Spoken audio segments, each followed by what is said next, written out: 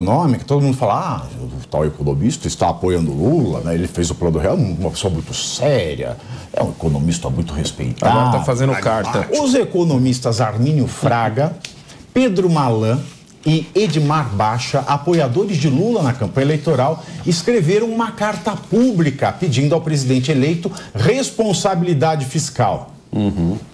Bom, o Barroso responde aos economistas, né? Perdeu, mané. Segundo eles, a obediência às regras fiscais é condição fundamental para a resolução de problemas sociais. Na COP27, Lula disse, abro aspas, se a bolsa cair, paciência, fecha aspas. E essa declaração derrubou o mercado de fato. Segundo o petista, a alta do dólar e a queda da bolsa são produto de ação de especuladores mal intencionados. É o mercado malvadão. É o mercado malvadão. Não é? E você vê como ele pinta o mercado? Ele pinta como se fosse um bando de urubu. Eu vou dar um exemplo aqui do Negão. Eu e minha esposa, a gente... Negão, o Armínio foi pego no Fraga? Foi pego no Fraga. Porque ele está sendo cobrado, não é só ele. Todos os economistas, até comentaristas, estão sendo cobrados. E essa visão horrorosa que se pinta do mercado, vamos colocar para baixo aqui, ó. Eu e minha esposa Cleide. Hoje trabalha beijo para a Cleide. Trabalha ela e meu filho mais velho, que ele trabalha para mim. Eu queria muito contratar uma pessoa a mais agora em janeiro para poder fazer edição de vídeos. Eu não posso. Eu não tenho como, porque com as próprias... Olha, você vê, eu não estou falando de ações, não estou falando de especulação, eu estou falando o fato de que eu não vou empregar outra pessoa. E sabe o que eu vou ter que fazer? Eu vou ter que acordar mais cedo para que eu possa editar os vídeos. Então, esse trabalho que outra pessoa teria será dividido entre 3 pessoas. Pensa agora, quantas empresas estão raciocinando assim? Quantos empresários não estão falando assim, cara... Olha o que esse cara tá falando. Já vai segurar. Esse dinheiro que eu ia pegar, ia comprar uma unidade a mais, ia alugar um escritório a mais, ia contratar mais 5, 6 pessoas, não posso. Se 10 milhões de Alessandros Negões fossem fazer isso, são 20 milhões de pessoas a menos, que é 10% da população quase. Exatamente. Mas é por isso, Negão, que você também só viu mega empresários, né? Empresários mega já estabelecidos com as suas empresas apoiando. A presidência do Lula. Então você vai pegar... Quem que apoiou ele, né? Você tem ali a Natura, a Avon, a Farinha Dona Benta, Café Três Corações, Magalu, Doriana, Seara, Biscoito Piraquê, né, a Grandene. Por que esses caras apoiaram o Lula? Por troca de poder, porque eles já estão estabilizados financeiramente. Eles não estão nem aí se a bolsa vai descer, vai subir, se o médio empresário vai se ferrar ou não. Eles não estão preocupados com o amor ou com a picanha do pobre, né? Eles querem poder e eles vão ter isso através do governo Lula agora. São 14 horas e 32 minutos.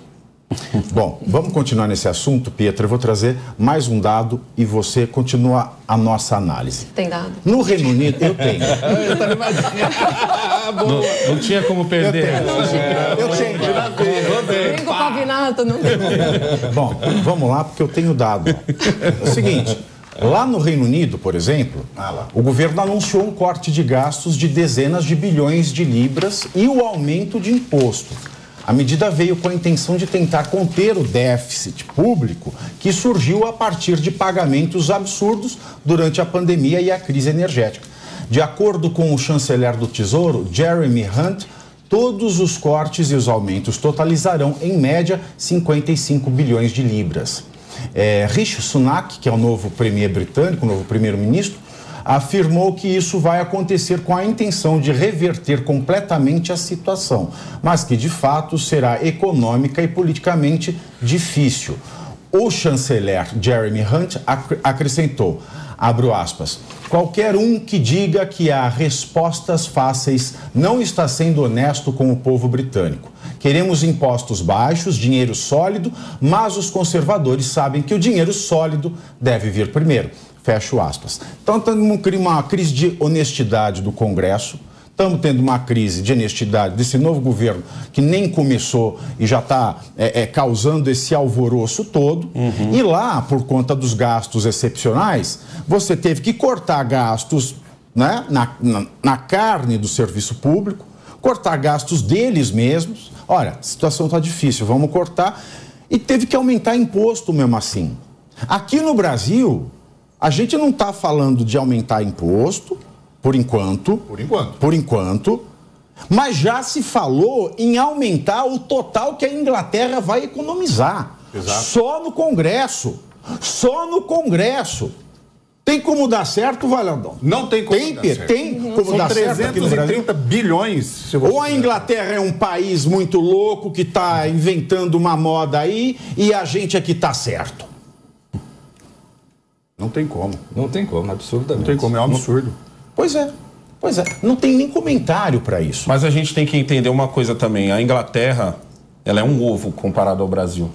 Ela é muito pequena, entendeu? É muito mais fácil você... Ela é um país europeu, onde o pessoal lá é outra pegada. A gente... mas eu tô falando... Posso falar que a gente é eu fiz uma comparação, Negão. A comparação é a seguinte.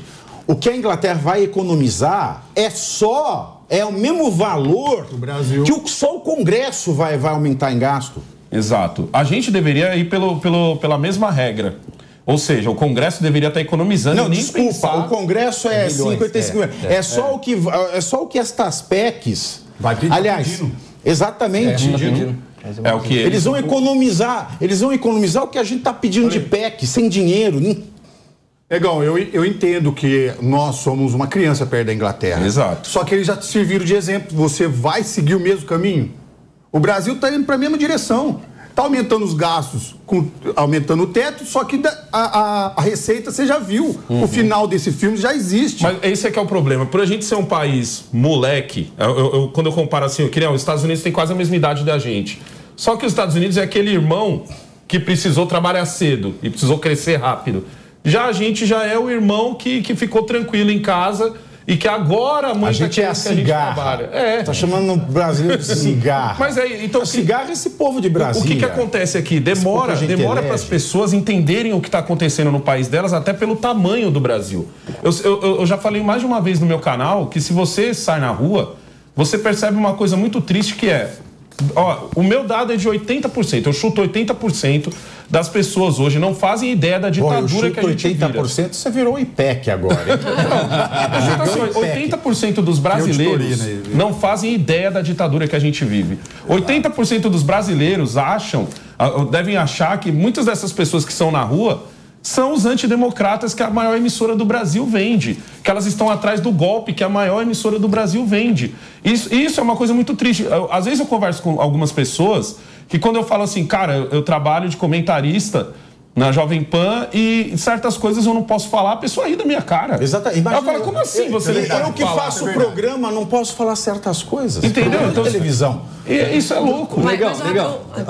Desculpa, Pietra, só fazer uma observação que eu acho interessante. Veja como esse país é muito doido.